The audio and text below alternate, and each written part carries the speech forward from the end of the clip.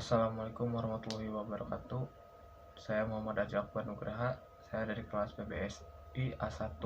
Di sini saya akan menjelaskan Pancasila sebagai sumber hukum. Pancasila merupakan sumber segala hukum negara karena dasar hukum tertinggi dalam hierarki ialah Undang-Undang 1945 sesuai Pasal 7 Ayat 1 Undang-Undang 2012 atau 2011, sehingga dapat dipahami bahwa Pancasila bukan dasar hukum, melainkan sebagai sumber dari segala sumber hukum. Dan Pancasila juga disebut sebagai sumber dari segala sumber hukum karena merupakan pedoman hidup masyarakat Indonesia secara umum dan diamalkan dalam kehidupan sehari-hari. Mulai dari dasar hukum keluarga, peraturan di sekolah, hingga ada pelajaran kewarganegaraan sebagai alat dasar pembentukan norma di masyarakat dan adat istiadat setempat, serta menjadi dasar kehidupan bermasyarakat, berbangsa, dan bernegara.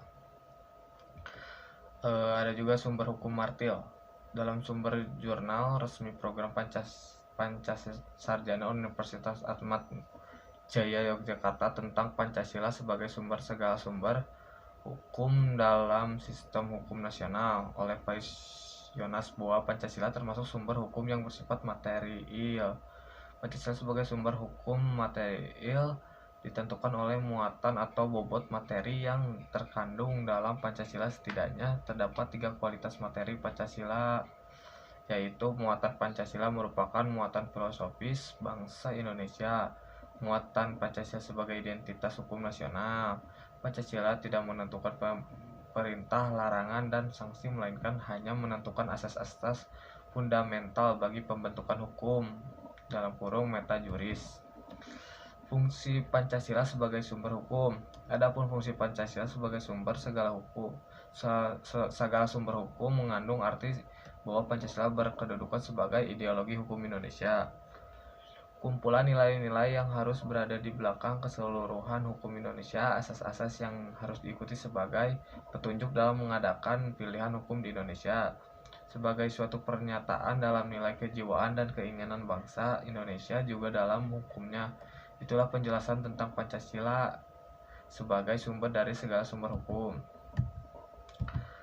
Dan kesimpulan, pembangunan hukum dimulai dari pondasinya dan jiwa paradigma bangsa Indonesia. Pancasila sebagai sumber dari segala sumber hukum, stat fundamental norm yang dipertegas dalam Undang-Undang Nomor 10 Tahun 2004 tentang pembentukan peraturan perundang-undang, terutama Pasal 2 yang menyatakan Pancasila merupakan sumber dari segala sumber hukum atau sumber tertib hukum bagi kehidupan hukum Indonesia.